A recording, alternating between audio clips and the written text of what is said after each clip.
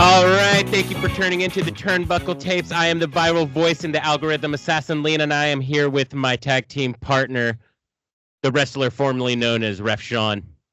The wrestler form almost 34 days away, boys. 34 days away. We'll workshop that. I'm not counting at all. I'll believe it when I see it. This voice I've heard for decades. This voice has hit me with a briefcase in the head, and I don't blame him for saying that. Good fucking times right there, huh? At this time, before we go start, I will recognize and welcome in the Commissioner of the World. He's known as G-Spot. Keep going. You can hide your... He's former TWF champion. There you go. He's Maxwell Jacob Freeman before Maxwell Jacob Freeman was even conceived.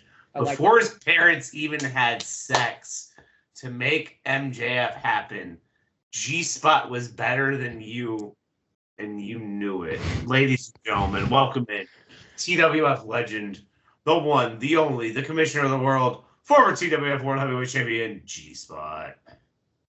Hello, boys. I'm going to just tell you right out the gate, this show's a fucking disaster. On your YouTube, and I'm looking at it, and I see you get, like, on a good day, 50 views. Yeah. Not so good. And then you got to pump them numbers. On here via fucking Skype. Skype? Who the fuck uses Skype? Hey, boy, man. What economic times are rough. 2005? What the fuck is going on here, fellas? I'm waiting to go to Teams, baby. We going to Teams. Where's Teams at, dude? 50 fucking views an episode. Let me show you something, boys. I bought some props here. What's this? Oh, this motherfucker. Oh, shit. And you know what you get those for? Do either of you know what you get those for? A lot of goddamn views and subscribers. Why is there a thumb on my screen? What the That's 1 million subscribers. That's what you get one of those for. Jesus Christ. That is just fucking impressive. That's what I'm up to, boys. So I mean, step your fucking game up. That's all I'm saying. We're gonna have to learn from the best here. I'm very lucky that I'm here today because this is so below me. But I'm here to promote a show, and I'm gonna lower myself to be on this podcast. But just know, like, this is kind of a disgrace, and I'm gonna roll with it. I'm here as long as you need me to be. Actually, probably not. I'll leave when I want to, but whatever, boys. Let's fucking go. All right. Well, thank you for joining the Mickey Mouse Clubhouse, as I like to call it. Jesus so you. That's what we get. Hey, it is what it is. But so you you've been around for a while with wrestling, and you have been a part of the backyard days, so to speak, of TWF. What was that like for your what was your experience with that? And, you know, like, what do you feel your impact was in order to push the promotion forward? I mean, first of all, I don't know if I would call them the backyard days. I would call them, we used to wrestle on Jake's mom's front lawn days in the early days. And I mean, it was, again, you know, I lowered myself to that. I knew I had better things to offer, but at the time, TWF was kind of a joke promotion, for being real. Like, it was like comedy. It was kind of like a WWE parody type of thing. The thing you have to understand about TWF at the time was it was a television show. It was less a promotion than like a weekly television show on cable access. And it was a lot of guys who were friends goofing off. And when I came around, I said, I'm going to make this shit cool. I'm going to make it interesting. We're going to get crazy. It's going to get fucking wild real quick. And that's what I brought to TWF at the time. I said, I'm going to come in.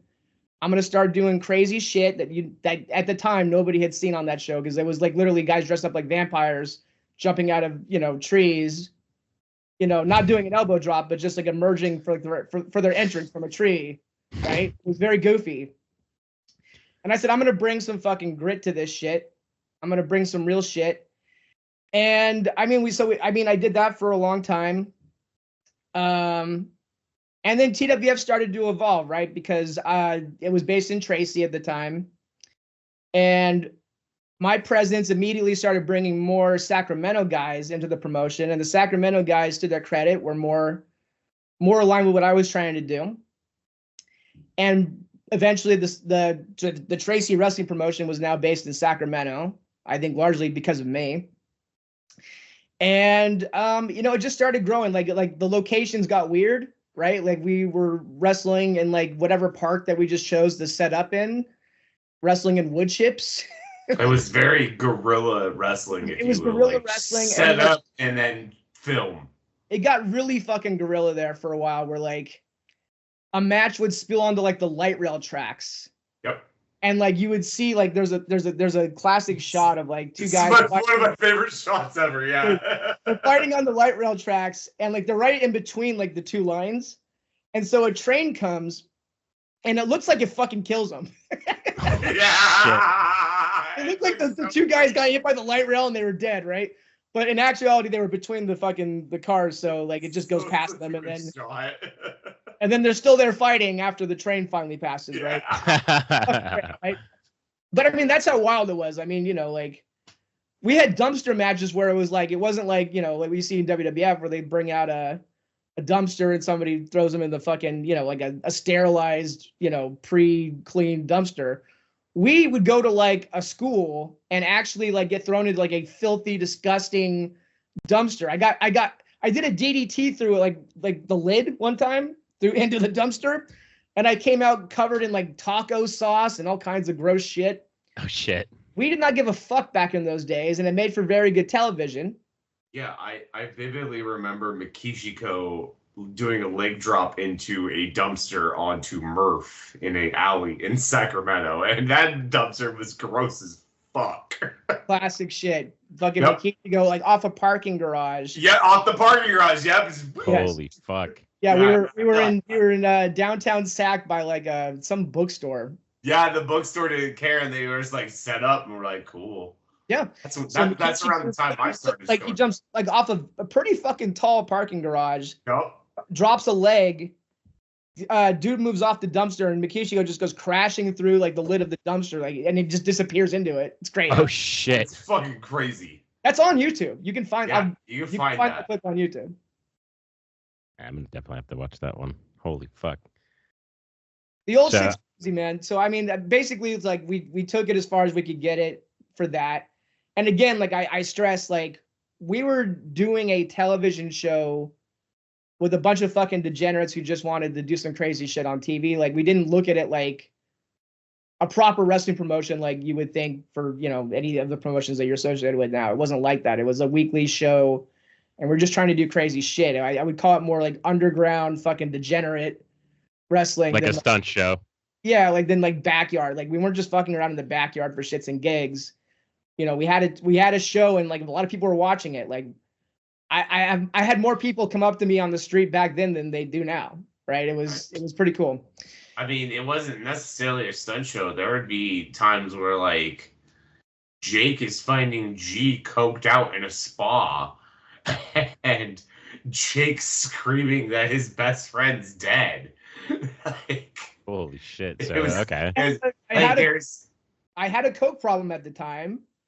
And back then we used to just let the cameras roll, and some weird shit got caught on camera back in those days, and it was pretty wild.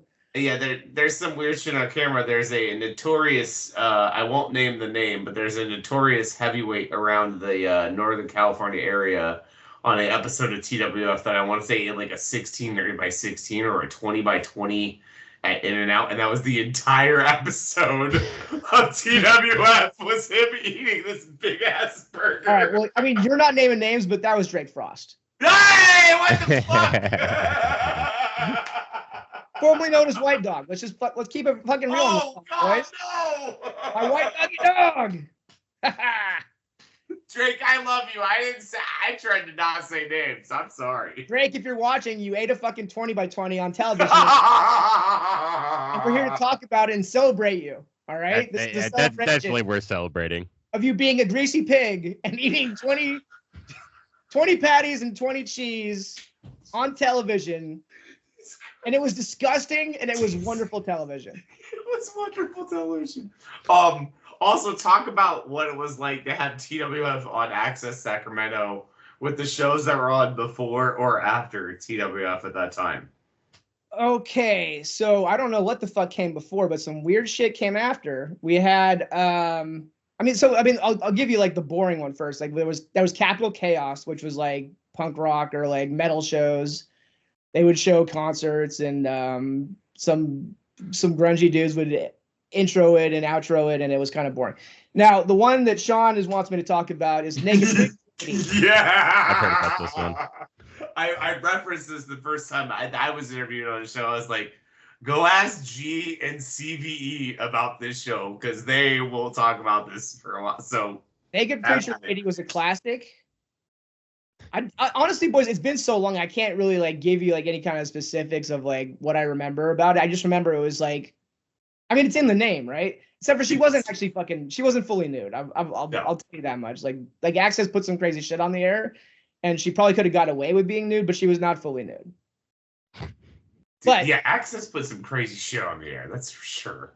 She did a lot of singing, like various like very odd songs.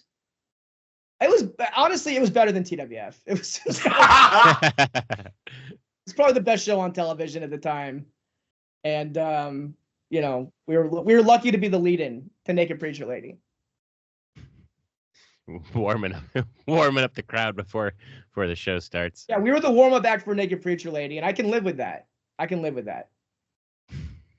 So when I was exposed to TWF was the summer of 2002, going into my senior year of high school. The big angle at the time was the Hardcore Family versus Asshole Inc., leading to the 8-man tag where all of TWF titles were on the line. And you played a pivotal part in that match. For me, as a fan who was watching Raw every Monday that summer and then tuning into TWF, this was way more important to me than Monday Night Raw was, because I was like, these are dudes in my area killing each other for our entertainment. This is amazing. For me, looking back as a fan, that was one of my fond memories. What are some of your specific fond memories of as a wrestler and as a non-wrestler in TWF? Well, I mean, let's talk about that 8-man that you just referenced, right? Because why is that memorable? I don't know that anybody remembers a whole lot of like the crazy shit that happened in the match. There was a lot. There's a lot of crazy spots, but everyone remembers you being a piece of shit at the end. Yes, that's right. Yeah. So I mean, I was an undercover mole with Asshole Inc. and a Hardcore Family thought I had their back, and I gave them I was a special referee for those who don't know. Probably almost everybody watching this doesn't know what the fuck we're talking about. But it was an 8-man tag. All the belts were on the line. Elimination 8-man tag. It was the whole fucking episode. Yeah, it was the entire episode, and it was like Survivor Series style 8-man elimination. And it comes down to the Jake and I think Vortex. And Vortex gores him through a table, and he goes for the pin. And I gave him the old 1, 2, fuck you. And then we screw jobbed him. And Asshole Inc. wins all the belts. And then I had a glorious run as the commissioner there with Asshole Inc. for, I think, several years. And it was off to the races. But that was... a pivotal moment in TWF, a pivotal moment in my young TWF career, for sure. Now, you've had multiple iterations of multiple stables over the year. Can you talk about your evolution of stables? I specifically remember G-Force. That was a time I was there as well. But Can you talk about your iteration of stables, who you've managed, who you've brought to higher heights in the world of professional wrestling? Well, boys, this is why they call me the manager of champions. Everything I touch turns to gold. And we can go all the way back to the first one, Asshole Inc. That was me, TWF owner, the Jake, Joey Balls, Colombian Firecracker, and a guy named White Guy. And we also had a guy named Black Guy, for those who don't know. And they had a falling. They were a tag team, White Guy and Black Guy. Racial relations fell through, and they ended up feuding. The classic story of America, right? So Jesus. anyway, look, so we had a great group in Asshole Link. What the fuck else did I do after that? That was the group for like basically my formative years in TWF, and then eventually we had Business 80. That was me, Vortex, Joey Balls, Raz the Whip, and Anxiety. Raz the Whip is a very mid-2000s name, by the way. Dude, I mean, we were living it, right? I mean, just that name screams. Raz the Whip screams mid-2000s. Holy shit. Continue, I'm sorry. We were mid-2000 it up. Like, it was. You were, but it's like, holy shit. Yeah, I mean, like, it does not hold the test of time, that's for sure. But it was, what I mean, yes. At the time, it made sense. You sure did. So that group was more like, I don't know, kind of like more of like your NWOs, like bigger numbers, and we were kind of like against TWF as a whole, the company.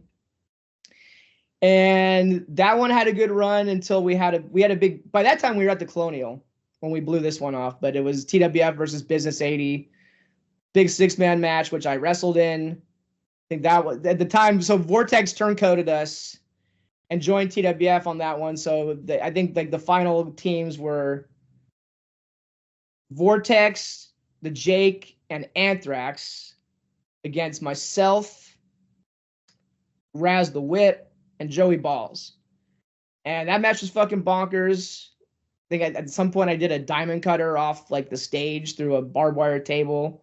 I've seen that one posted on your social media. I know what you're talking about. Yeah. Yep. Pretty standard stuff for me back then. Yep. Yeah, we lost that one. The group broke up after that, and that was the end of that. And then I kind of like floated around trying to figure out what the fuck I was going to do next for about, I don't know, maybe 6 or 7 months. And then, yes, the group that you're talking about, Sean, G-Force emerged. Again, Raz the Whip, myself, and Anthrax, who saw the airs of trying to cater to the dumbass fans of TWF and finally came over and joined some real motherfuckers over here. And I took his career to the next step. I really elevated his ass, and before you know it, both guys in the time that we were in that group both became champion. Really fucking dominated. I think of all the groups that I've managed, that's the one I'm most proud of. I think that, you know, like not having 1 million members in it, and like just 3 top guys that just could, you know, all 3 main event any show in TWF, I think was really cool. And that was a good run. And then that one ended when I left for many years to go pursue other adventures. But up until that point, like that was the dominant faction in TWF. And I wish we could have kept it going longer, but I had other things to pursue. So you mentioned as far as like the crazy things that you've done, what are some moments that you would say have been the craziest? Like at least I don't know if this one's on your list, but the video of you jumping from the fucking rafter. That I was waiting for that one to come up. It took you long enough. Well, I gotta wait. I gotta. You know, I can't just throw it out there. You can't blow the load, brother. Yeah, gotta edge it. He loves it, man. I every time I'd hear from this guy, he's talking about me jumping off the rafters. Look, yeah, I did that, and I want to say something right now that I was fucking dumb, and I regret it. So like everybody looks at it like, okay, well that was spectacular, blah blah blah. Well, yeah, it was spectacular, and I'm gonna get into why we were doing things like that either, because it wasn't to please the fans why I did that. We were in kind of like a dick measuring contest with each other back then in those days, where the boys were just all trying to like top each other and do the craziest shit, and I fell into that trap. The fans who enjoyed it, I really don't give a fuck. I regret entertaining you in that way. My body hurts for it, and I'm not proud of it.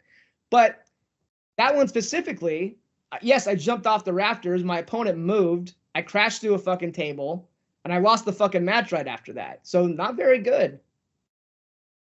Well, I mean, I can understand, the fact that you're something that you're not proud of, but I do think that especially if you're looking at it from a spot of, falling into a dick measuring contest, you can reflect on that as something you're not proud of. But I do feel that something like that does make an impact. And I feel whether or not that's something that you agree with, for me, that's, while not the most, it's not one wouldn't see it as the greatest idea, but like the fact that you were able to put yourself through that for, whatever expression, I guess if you want to call it that, like I have respect for that. I mean, I certainly had the biggest dick, right? Like, I mean, clearly, like if you look at the clips, fucking swinging measuring contest, my dick was the biggest, but I'm quite sore every day because of all that stupid shit. And you're never going to see me do anything like that again. So I hope everybody enjoys the clips. I hope you stroke your penises to it long and hard. It's never going to happen again. Kids, don't swing your dick that hard. It's not worth it. No, much. Definitely not. But honest, choose your battle. He's got nothing to prove at this point. He doesn't. No, kids, kill yourselves, please. I don't care. he seriously doesn't care.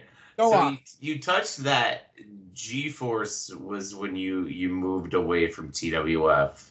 Yeah. What did you do in your time away from TWF, and how long were you away from TWF? Okay. So this is the message that I want to get out to everybody in the NorCal scene that watches this.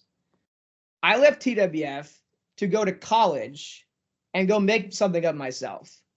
The local wrestling scene's great if you like having, 2 to 3 to 100, maybe less than that, fans pay to watch you, and you'll get a promoter who will pay you somewhere between 40 and, if you're really, really lucky, 100 and something bucks per show.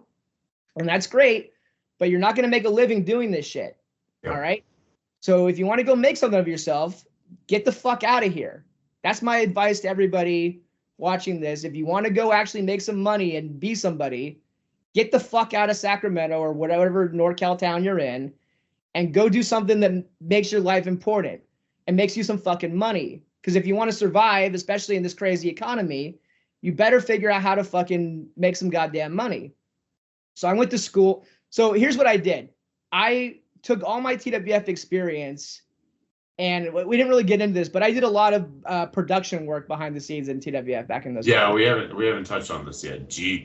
Go ahead. Yeah, so I mean, I used to edit the weekly hour-long shows, did a lot of camera work, and really got my feet wet on the production side of things, and really realized towards the end of my first run with TWF that this is something I could parlay into bigger things. So essentially, had a good time in TWF, but basically used that experience to go off and shoot myself to the moon in other ventures. So I went off to SF State. What's funny about that? I'm a massive. No, everything's great because it's just cracking me up because you're using gambling terms as you're ascending through your life. Well, you're parlayed and then you're ascending to the moon. That's why I'm laughing. Also, by the way, maybe degenerate's not the right word because I'm a very successful gambler. This is so true. Much money. This man has wild theories. He's made way good money on gambling. It's nuts. Look, boys, I'll gamble on Korean basketball. Yep. All right? And fucking hit $1,000 parlay on it. I'm a fucking wizard. That's what was making me laugh is you were using gambling terms associating your career ascendancy. That's what was killing me. I was dying. And it's an apt term because you must parlay into the next thing in your life. It's not wrong. It was making me laugh. I hope you're paying attention and not just goofing off with this, because this is a life lesson for you, pal. Damn. All right, learn something. Damn. Yeah. It's letting it. Getting some nuggets of wisdom here. I know, right? Fucking wisdom on you. So just shut up and listen. All right. So look, I would go off to SF State. I went to the broadcasting department. I fucking crushed it there. Graduated with honors. Got my BA. And then it was off to work in I wanted to work in sports media, which was my thing. And maybe even get into the pro wrestling media. And so I had a few bullshit jobs for a while. I paid my dues, just like in wrestling. I paid some dues doing some bullshit jobs. But eventually I got hired at the second biggest sports media company in the country and started just as a video editor for them. But after, a couple of years, I saw an opening. I saw they weren't really doing much video coverage of the UFC and the WWE. And I said, hey, like, I think that you're missing something here by not tapping into that market. So let me produce that shit for you. Let me get some good content. Send me off to, the UFC event. Send me off to WrestleMania, and let me get some good coverage for you. And then we also do like weekly, like kind of coverage, breaking down everything that was going on in those two companies as well. And I had a good run doing that for a few years. Which, by the way, I brought more props for you guys here, just to show I'm not bullshitting you. What do we got here? We got a little UFC press pass. What fight was that? What fight was your press pass at? Which fight was this? This was a long time ago, boys. This was Dillashaw. Dillashaw. Oh wow, that is a long time ago. Yes, sir. Dillashaw was still training here in Sacramento when that fight happened. Holy shit. Oh, yeah, he was a sack boy. Yep, that's a long time ago. Yep. Then we got WrestleMania press pass. Is that 32? WrestleMania press pass. 34? WrestleMania press pass. 31? And let's not forget the fucking Super Bowl. Super Bowl press pass. What Super Bowl was that? The last one, sorry, not the last one anymore. The Niners Chiefs. Oh, I don't want to talk about that. Me neither. Less said about that game, the better. But it was, but they still made a lot of fucking money being there, and that's the lesson. Okay, so anyway, money. Yeah, I've made so much fucking money, boys. You don't even understand. So anyway, so I had a good run at let's call it the second biggest sports media company. I'll keep it vague. And then I left there because they were giving me some bullshit, and I don't take bullshit. Went off to a different large media company and started covering wrestling for them as well. That's where one of those press passes comes from, is I covered WrestleMania. I think it was like 2016 for that company. 32, and 2017 as well. And that was cool, but that company decided to fuck me out of some money, and so I said, fuck you, I'm out on this. And then had a few years there where I was just kind of freelancing for a while. And then joined a sports media startup that really, like, when I got there was nothing. And very quickly I helped elevate this company into like a juggernaut that it's become. And now, we've really gotten into the podcasting world, which you boys could really learn some shit from me, because I am absolutely fucking crushing it in this space. I'm taking notes, don't worry. We are taking many notes. If you go on like the Spotify like top 20 lists or whatever, you're gonna see 8 to 9 different podcasts that I work behind the scenes on, all fucking crushing it. One of them has become one of the biggest podcasts in any genre, not just sports. That's where that YouTube plaque comes from. So I'm doing pretty fucking well for myself. And so that's the lesson for all of you jabronis watching this who think like you're doing something in the NorCal scene. You're not doing anything. You need to get the fuck out of here and make something of yourself, because there's no money in it here. You want to make some money and be a fucking somebody, get the fuck out of NorCal. And by the way, like, I parlayed like doing other things than just wrestling, but like, if you want to be a wrestler out here, obviously get the fuck out of here. You're not going to make any money in NorCal. You got to get the fuck out and get some real experience, and hopefully get signed by like, one of the only 2 companies that matter. Good luck with that, but that's your path. It's kind of a rocky road. And I was very aware very early on that when I was wrestling in TWF, I knew very early on I was not going to make it as a wrestler. I'm quite small. I'm aware of that. I was never going to make it in the WWE or any other promotion, but I knew that I had a lot of skills that I was developing doing other things that I could parlay. And the reality is that I've made more money in pro wrestling, not wrestling, than every single person probably watching this. So fuck you. Well, I mean, I kind of feel like that's like a normal trend because it's like, for example, I know Swole, for example, like he started doing wrestling and then now he's like not, I don't know if he's going to be doing other movies, which I would assume so, but it's, kind of like him going down that path. And I always find it interesting that wrestling kind of starts as like a people's genesis. And then. Did he do a movie? Yeah, he was in a movie called Ravenwood. Nice. Good for him. Recently came in. Yeah. Well, see, Swole's my guy, right? So I'm not surprised that he's making moves. Hollywood Swole. One of my guys. By the way, I named all these all these factions that I made. Hey, you didn't name your modern clique. Yeah, we didn't get into modern TWF. I'm assuming we'll get there, but like the factions that I managed before I left, those were the ones, and then obviously when I came back, the good old 209 clique, and of course 209 Swole fucking killing it. No surprise there. Yeah, him and Boat. Him and Boat. The dream team. Mother and son. Yeah. No, that's a special thing right there. Yeah. Their whole story is really remarkable. So as far as what you have going on now, I guess we can shift it to a more modern focus of where you're at now with wrestling.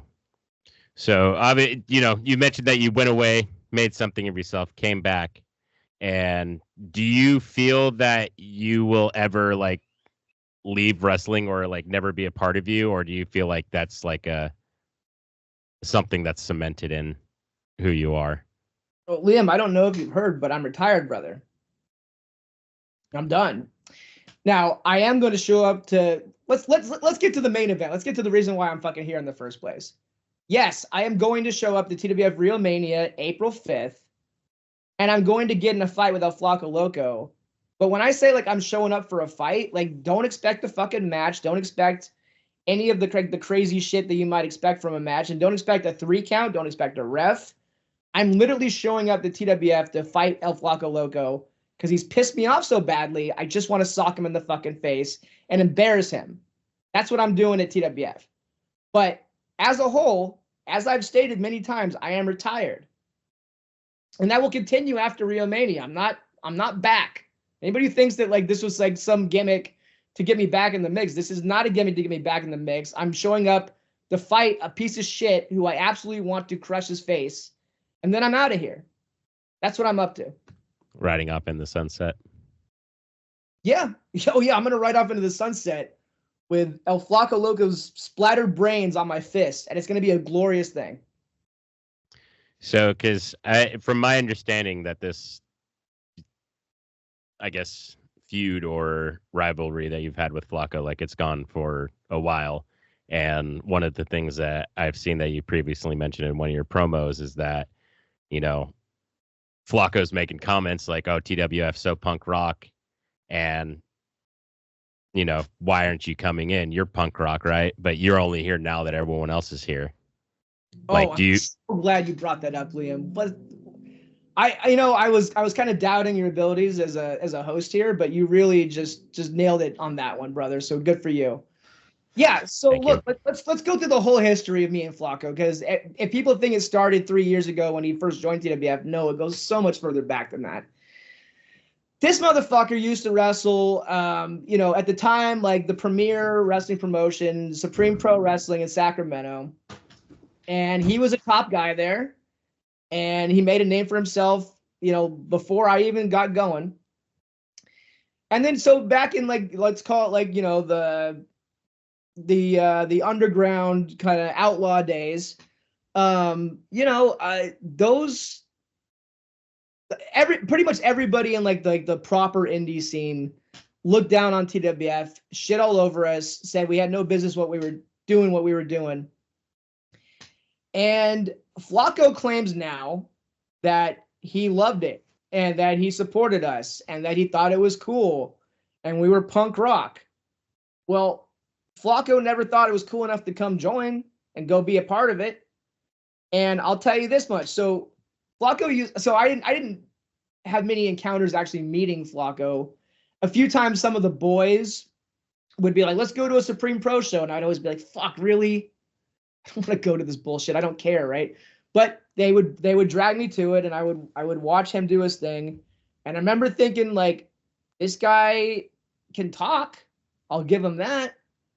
I don't think he's anything special, but I give him his due. Like, the guy could talk, and that's what I wanted to kind of aspire to on my end. Like, not that I wanted to be Flaco, but I was still working on my craft, trying to be like one of the best talkers in the area. So I did let that be some extra fuel for me of like, I want people to recognize me like they recognize Flaco, and I feel like they still don't, and that pisses me off. And that's why I keep fucking pressing on this issue, because someday someone's gonna have to admit that not only are we on the same level, I'm fucking better than him. All right, and someday somebody will admit that. Maybe by the time I smash his brains in at WrestleMania, someone will finally be able to accept that he was never above me. But that's the problem, is that for a long time, people have always acted like he was above me. And for all his talk about how he thought that he, what we did was cool or whatever, I find it a bit patronizing. All right. So like he used to run a thing called Monday Night Crudo, which was like he would show Monday Night Raw at like the True Love Cafe downtown. Oh shit, True Love. Oh my god. Yeah. And he was the host of that, right? And so some of the boys again would drag me to that and be like, let's go to Flaco's Monday Night Crudo. And I'd be like, fuck, all right, fine, let's go watch. I'll go watch Raw. I don't give a fuck about Flaco. And so, I had the occasion to like meet him, and like he was very glad handy and like in a way that I thought was fake. And by the way, there's so many people who think like Flaco's the nicest guy in the world. And so many, everybody just, he's one of those guys where they're like, oh, nobody has a bad word to say about him. Well, I fucking do. I think he's a fucking phony. I think he's a fraud. I think he's a fucking glad-hander. And I see right through his bullshit. So that's what I think about Flaco. Obviously, he eventually joined TWF. Like you said, Liam, when everybody else already had, when it was safe. This guy who thinks he's so fucking punk rock finally shows up when he thinks it's safe with all his friends surrounding him. And yeah, cool. Like, he's made an impact. Obviously, he was champion for a little bit. Fucking hoodwinked Michael Shawn into a match in Kentucky and won the belt in some fucking bullshit way out there. And then that reign came to an end. And how did that happen? Lost it to CJ. Yeah, what happened in that match? Yeah, what happened there, Liam? What happened there? Good old G-Spot came in with the assist, if I remember correctly. Yeah, I fucking cracked him in the back with a briefcase as hard as I fucking could. That's right. And so I was no longer champion. I have an intriguing question based off of what you just said there. When was the era that it became quote-unquote safe, as you said, for someone like El Flaco Loco, if I can speak English, and those who, in your perceived view, viewed down upon TWF? When did that become, like, the era they started coming in?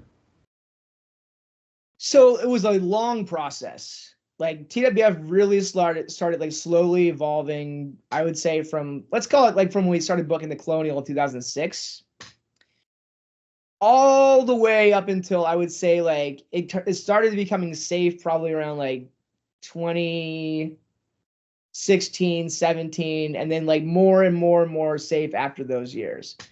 And it was just like a slow process. Like, people started to train more. They brought in Mike Modest to train some guys, and also just like Jake just started booking more trained guys, and so that people started feeling safer there. And for a while, it was kind of like an interesting mix of like guys who had less training and then guys who like really knew their shit, like Vinny Massaro came in, like in those kind of like those early safe but not so safe days. And like okay. And I think it helped train a lot of the guys, and it kind of just started filtering out the people who weren't serious about it and the people who like guys who weren't serious, and then guys who were either were training and like really putting in their best foot forward. And also a mix of like guys who really knew their shit, were vets like Vinny and Ugly came in for some shows and so on and so forth. And it just kind of started evolving into like, before you know it, you know, it's almost all guys that like everybody's familiar with from other promotions, like, you know, Daniel Torch and Flaco and Ugly and Drake Frost and like just like a lot of like the staples of like the NorCal scene that you're familiar with. I'm glad I'm still here to add that original TWF flavor because there's not much of it left. Thank God Landon came back not too long ago, and so we got some more OGs in the house. But you know, I was feeling like it was TW was a bit in danger of just becoming another indie promotion where they all book the same guys and it's the same shit. And I hope I can add some more of that OG spice that I think TWF was known for back in the day, and you know, still need some of it now. So I provided that for as long as I could. Like I said, I'm calling it quits pretty soon here, but I am going to show up to Rio Mania, and I'm going to give Flaco the old G spot that everybody's been talking about, the one that wrestled on cable access and did all the crazy shit that you're talking about, Liam. I'm not going to be jumping off any fucking rafters. I wasn't expecting that. I'm not going to do anything to hurt myself, but you're not going to get like the manager who runs away from every fight that he encountered, which, you know, which was a business decision, and I don't regret those because I'm trying to preserve my body because I make a lot of fucking money, and I'm not trying to do anything to put myself at risk of not making that money. But in this case, I've decided that it's so worth it just to pound his fucking face. I've had it with him, and so you're gonna get the G spot from the old days that no one's seen in a long time, and enjoy it while it lasts. I hope it's not gonna be a very long fight, and then I'm out of here and I'm gonna retire and keep making that money. Hell yeah. Well, no, I'm looking forward to this one just because, like, since I've kind of started watching TWF or going to TWF shows, like, you know, understanding your impact that you've had on the promotion and, like, where it went and, you know, historically, and kind of being able to see your impact through, like, the clips of your crazy shit. And, like, I look forward to watching more with quick plug on ProWrestlingPlus.tv. Check it out. You can watch all the old matches there. But yeah, like, it makes me want to watch, like, seeing, like, what you guys fucking did. Cause, like, from my understanding, I guess I didn't understand, like, the length of, like, you guys brawling on the fucking light rail. Like, the thought of that is, like, that's like rad as shit. Like, it's almost like that shot's so good. I want to like a flash mob type deal, but it's just like a flash fucking brawl. And yeah. But yeah. it. Look, like what you're saying is, you want to see some OG shit, and I mean, it's gonna be hard to find. I mean, Sean, I don't know if you have any tapes. Do you still have any tapes left? I've got Real 1 on DVD. I'd have to go looking through my closet to see if I have anything, but it's gonna be very hard to find OG shit. Like, you can find there's a couple channels on YouTube I found that has some OG shit, but not like a lot. Like, they're like clips of several shows and not full shows or anything like that. So it's going to be hard to find full OG shows. Oh, damn, really? Yeah, I mean, you're not going to find that on Pro Wrestling Plus because, no. I mean, like Jake has all the tapes, but I don't think he's ever going to. So this is how far back we're talking about here. Like, a lot of those tapes are on VHS, like the masters that we would give out to public access, or they were on mini DV, which I don't know if anybody knows what the fuck mini DV is anymore, but that's what we used to record on. Little fucking cassettes. Yep, I remember those. Little tiny cassettes like that big. Yep. And those are extinct, and so like converting those to digital again is a whole fucking thing. And like the way that you have to do it with those is you have to convert those like in real time, right? It's not like like now we're like if you want to upload footage, like it's transferring a file, right? Yeah. And you can do that in like a couple of minutes. Not the same. Just be like each episode is an hour of your time, hour of your time, hour of your time, hour of your time, right? So I don't think it's ever gonna happen. I have a lot of VHS shit at home. Liam, you're not invited. You'll never see this shit, but just know that I do.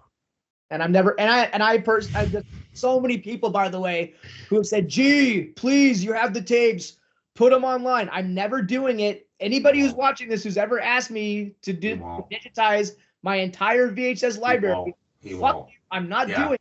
Do you know how many fucking hours that would take? I'm a very busy man. I'm very rich. I'm very successful. Why the fuck do you think I'm gonna be sitting jerking off, putting on fucking converting TWF episodes? I went over. Why would you be jerking off while converting?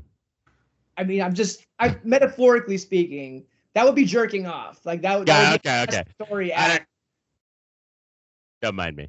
When I came back and I went over to watch SummerSlam when I was coming back, G invited me over. I was like, let's watch some old tapes. He was like, brother, I don't even have a VCR. We ain't watching shit.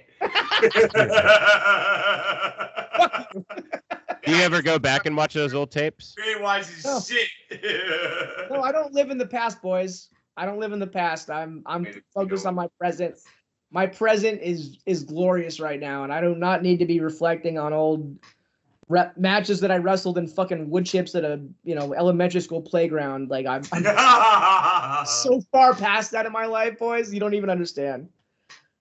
Again, don't make me bust out the golden YouTube plaque. All right, like, that's what I'm up to. Starts creeping in. That's what I'm up to. I'm not watching my old fucking matches from a fucking wood chip park. I'm over here. Well, I mean, I would say like looking back with appreciation on it. No, I don't even appreciate it. Wow. Then why keep the tapes? I mean, they're just in a box, right? I mean, I could toss the box if I wanted to. Storage at this point, like yeah, they're in my basement in a box. Like that's what you know what I really hope happens is like 21-25. Someone happens to find his tapes and find fucking a VCR, and somehow they fucking watch this dumbass jump off the roof through the fucking break his tailbone just because fuck you, I'm not showing them. You gotta put the fucking work in if you want to fucking see it. over his dead body, essentially. Exactly. Buried. Whatever happens to those tapes, if somebody wants to do something with them, good luck. I love it. So, what's your ultimate goal? Now that you're retired from after this, you're essentially retired. What's the next step for G Spot? He said making more money. It's just I'm making money, brother. I got business. What are we doing? Business is booming. I got, like I said, I got so many successful pods in rotation right now. I got a whole team under me, making content left and right. Things are great, man. I'm gonna go focus on that. You know what I feel like with this fight with Flaco. You boys have seen Karate Kid 3, right? Yes. I feel a bit like Terry Silver, in that like okay. I'm this like rich, successful, powerful man, and here I am fucking around, in the local, like in his case the karate circuit, but for me it's like the local wrestling circuit.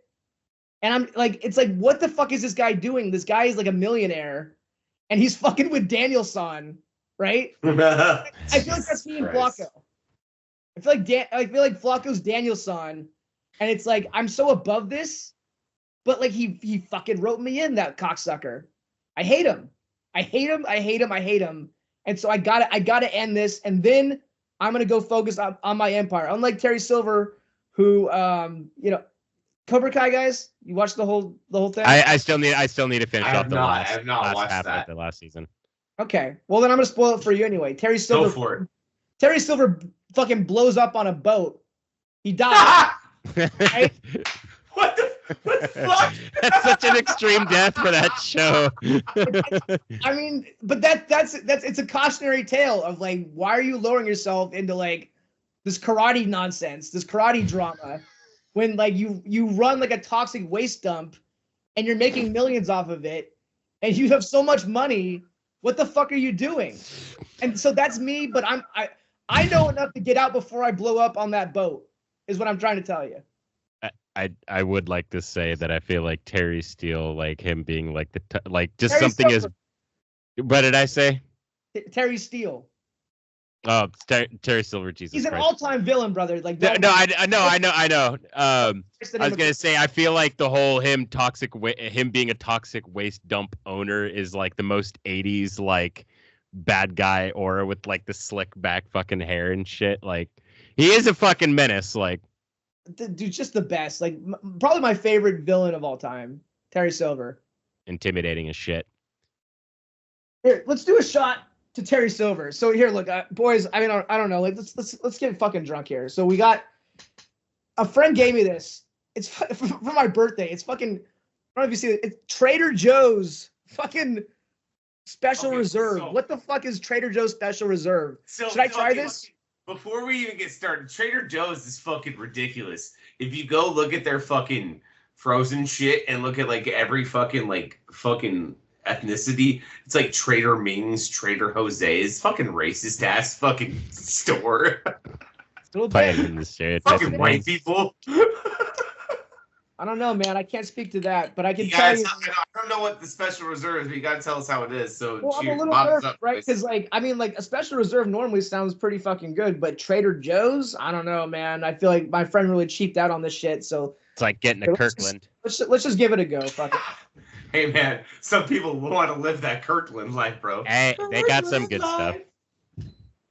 All right, here we go. Bottoms up. Bombs up. Hello.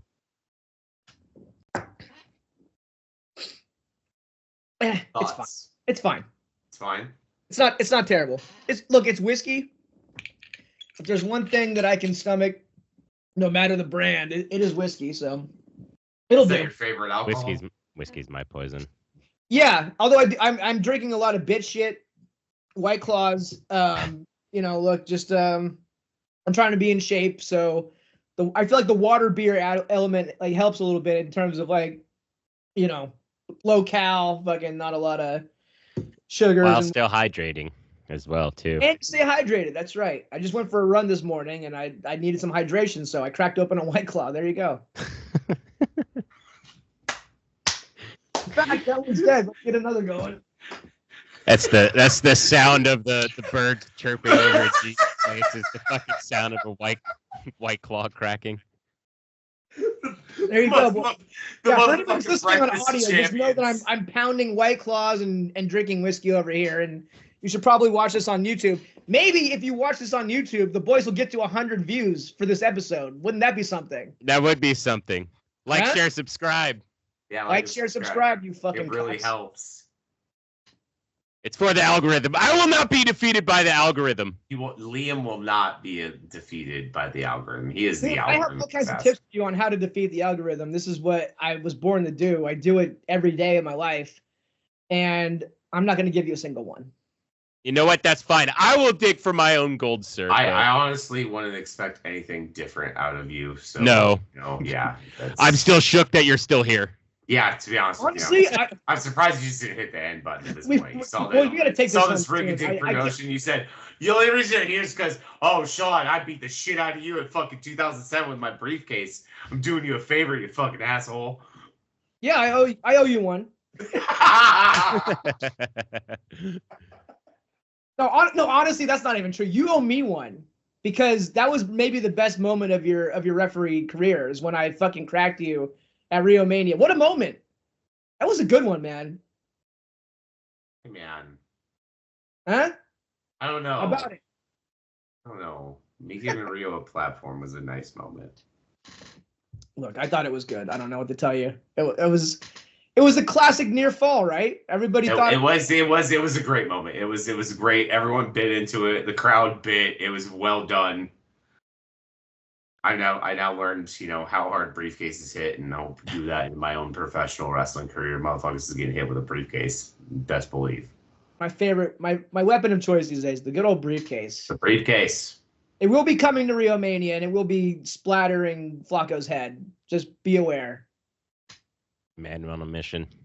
A man on a mission, brother. I'm bringing that briefcase.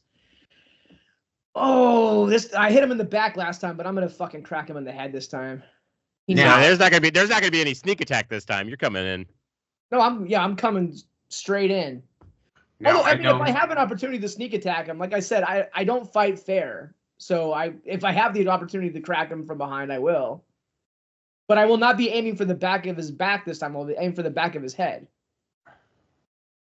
Now, I know you suffered an unfortunate injury at the Colonial. Have you talked to OSHA regulations about fixing that problem so nothing like that ever happens again? I know that was a big safety issue, and you unfortunately had a major injury that set you back a massive amount of time. I mean, I don't know exactly what you mean by safety issue. What happened was Mighty Myra fucking absolutely dry gulched me, and I fell off the ring apron. And so, if Jake, if you're watching this, brother, I've never seen the tape. I don't know exactly what the fuck happened. Please post the fucking footage somewhere so I can see what exactly happened to my ankle. Or just send it to me personally. I'm begging you. But, okay. So, like I just said, I don't even know exactly what happened. I know I fell off the apron, and we were at the Colonial, and the seats are very close to the ring, that front row. And I think I cracked my ankle on one of like the front row seats on the way down. And you know what? This is a good story just to show for anybody who thinks like, oh, this little guy ain't shit and he's not going to be able to beat Flaco. Let me just tell you, this is a recent thing. We're talking a lot about like, oh, this is very recent. I did back in like 2008 and, you know, even longer than that ago. Like, okay, fine. That's ancient history. If anybody thinks I'm not tough now, here's what happened at the Colonial by the way, all women show. Fucking like 20 people showed up. So all these fucking people. It was that show, okay. Support women's wrestling, and I fucking give the women a platform. I want everybody to know like 20 people came to that show. So you're all fucking talk, and you all are kind of wiener cucks. All you people who are saying, you know, let's support women's wrestling. When it came down to it, you did not support women's wrestling. Anyways, I'm performing in front of fucking 20 people at this goddamn show. Mighty Myra kicks me off the apron. I snap my ankle, and I will get into further like what this injury was, but just know this was an injury that when you see this happen to like football players or like any other pro athlete, typically like they're on like the field. Let's go with football because I've seen this a bunch in football where they snap their tibia and their fibula. And they're on the field and they're screaming and crying and it's a whole fucking scene and they're stretchered out of there. This happened to me. I look down on my ankle and I see that my foot is supposed to be like this. It's now drooping like this, right? It's completely Jesus. It's completely fucking snapped, right? Jesus. So I'm looking down at it and I'm like, oh shit. That was my reaction. Like these fucking pussy ass football players who get paid millions of dollars are like screaming and crying on the fucking ground. But your boy G-Spot here, still tougher than ever. I literally was just like, oh god damn it. This is gonna take a while to recover from. Yeah. So anyways, I go to the ER, right? And they do the x-rays and the whole nine, and they're like, you have a grade 4 fracture of your tibia and your fibula. And what a grade 4 is like, so 1 is like a clean break. 2, I don't know what 2 or 3 is. But 4, it's called comminuted, which means that like it's the furthest thing from a clean break. It means that your shit is shattered. Yeah. Meaning like if you're looking in the x-ray, like it's not just like like this shit snapped. It's like there's pieces of bone all over all inside your leg. Shit, that's what happened to me. And so the doctor said that it was the worst ankle fracture he's ever seen. Jesus. But no bullshit on that either. I'm not making that up. Like literally the ER doctor said this is the worst fucking fracture I've ever seen. And now we have to, I don't know if anybody who knows too much about these type of injuries, but you have to reset the ankle before any type of like surgery can happen, right? So at this point, I'm still like cracking jokes and like I'm obviously taking it seriously, but the ER nurses are like, how the fuck do you have like a smile on your face right now? Like this looks so fucking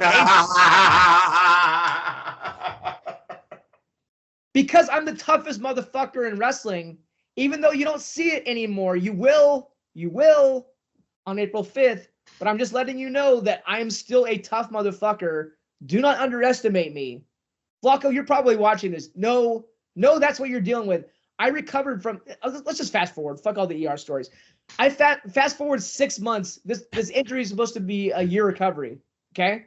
I came back in 6 months, back to managing.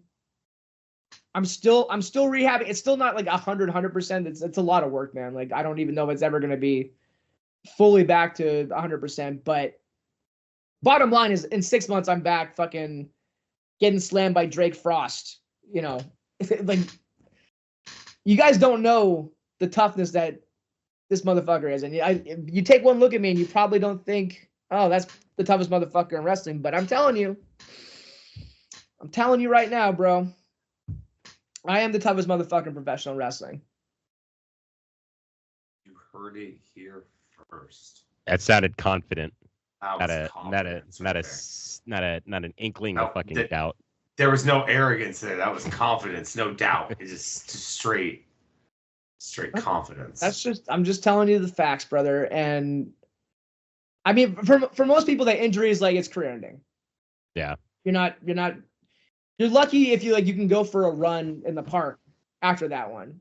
But I fucking rehabbed my ass off the second that I was able to, because surgery for a while, like you're incapacitated, whatever, you got to just sit it out. But like the second I was able to get into physical therapy, I was like, treat me like your star NFL player who makes, millions of dollars, his life depends on it. That's the type of rehab that I want to do. Right. I'm not trying to just be functional again. I'm trying to get back to like exactly what I was before this.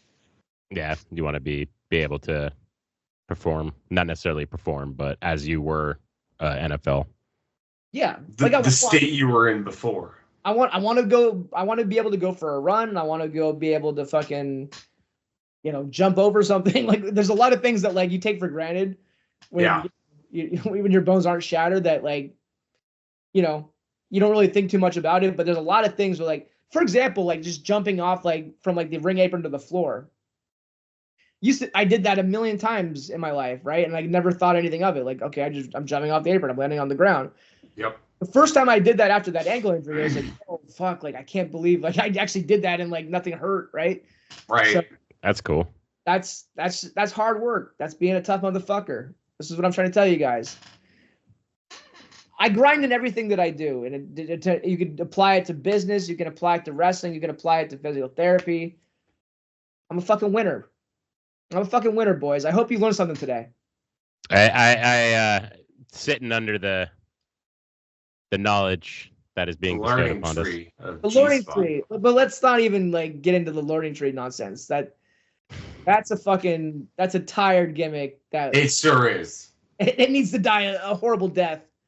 But I do have some real knowledge to give you, unlike fucking Chris Jericho. Yeah. I got some real shit to tell you that you might actually be able to learn from. I hope you learned something today. How much longer do you guys want to go? What the fuck are we doing? How long have we gone so far? We got about hour 5 minutes. Yeah, we're gonna hour 5. I fuck. All right, like if you get 2 more questions and then we're done. Fuck. Make it good. Make them good. All right. Make them good, huh? All right, G. No pressure. If you were ever to have a dream opponent, any era, any time, and whatever you wanted to have your style of match, who would it be? Why?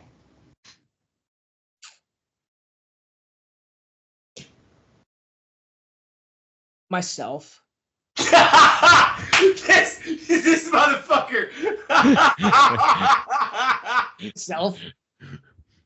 Wrestling a mirror. My younger self. So if it's me now, I would wrestle my younger self and teach it a fucking lesson of like, hey bro, like you did some stupid shit back then. Let me show you how to be smart about it and make some fucking money and be successful. Because I wasted a lot of my years just doing stupid shit. And so I would basically like take myself into the ring and just have a talk. Honestly, my dream matches, I would talk to myself, my younger self in the ring, and just tell him how to not be a fucking idiot. And make some fucking money and do some good shit. Make some difference in your life. Do some good things, because that's my dream match. My dream match is me having a respectful chat with myself in the ring.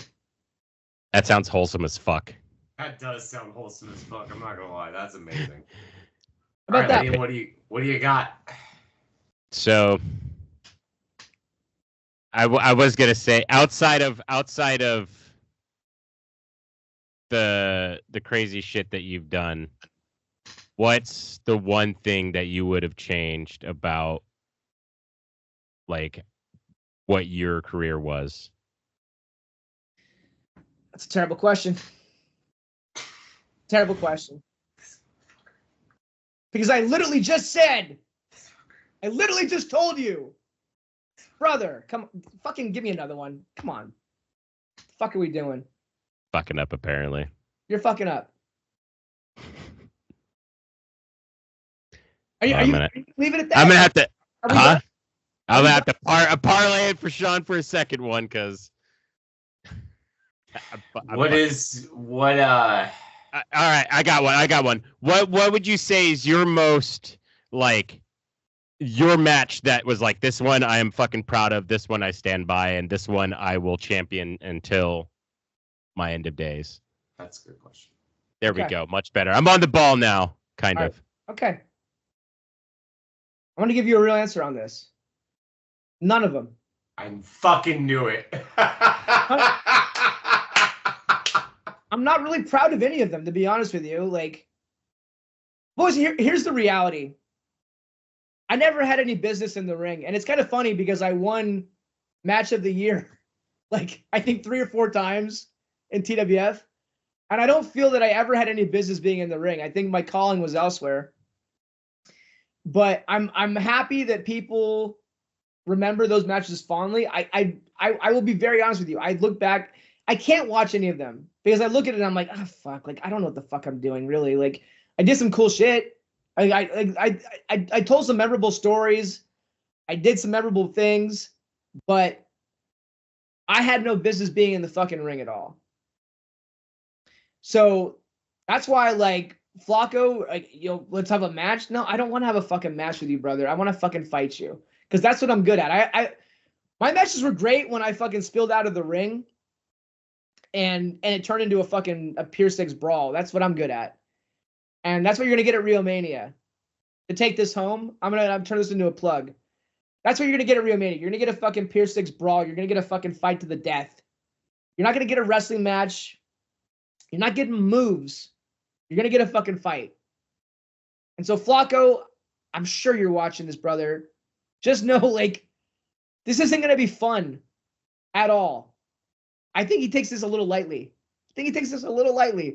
But, dude, he's so in for it. You guys don't even understand. I might not even do it in front of the fans, to be honest with you, because I really don't care about putting on a show. If it happens in the ring, it happens in the ring. But if I see him backstage, like, it might be on site. It might be on site right there. So that's what I got to tell you guys. This isn't I'm not trying to bullshit anybody about what this is. I'm not coming back into professional wrestling to have a wrestling match. I'm not, because I've been retired for a while. Okay. I'm not coming back to get into the mix again. I'm not coming back to entertain the fans or any of you. I'm coming back because I just want to beat the fuck out of El Flaco Loco. He fucking deserves it. That's what I'm here for. Again, not an ounce of fucking doubt. Not an ounce of doubt in the man's words. He believes what he says. Well, I hope you can accomplish what you set out to do, especially if you're going to be putting yourself in a position where I'm sure you don't want to be. Yep, it's going to happen. Don't worry, boys. All right, April 5th. I feel like we've lost momentum here. So I'm just going to tell you guys right now, I'm logging off. Go fuck yourselves. Yes, sir. Yes, sir.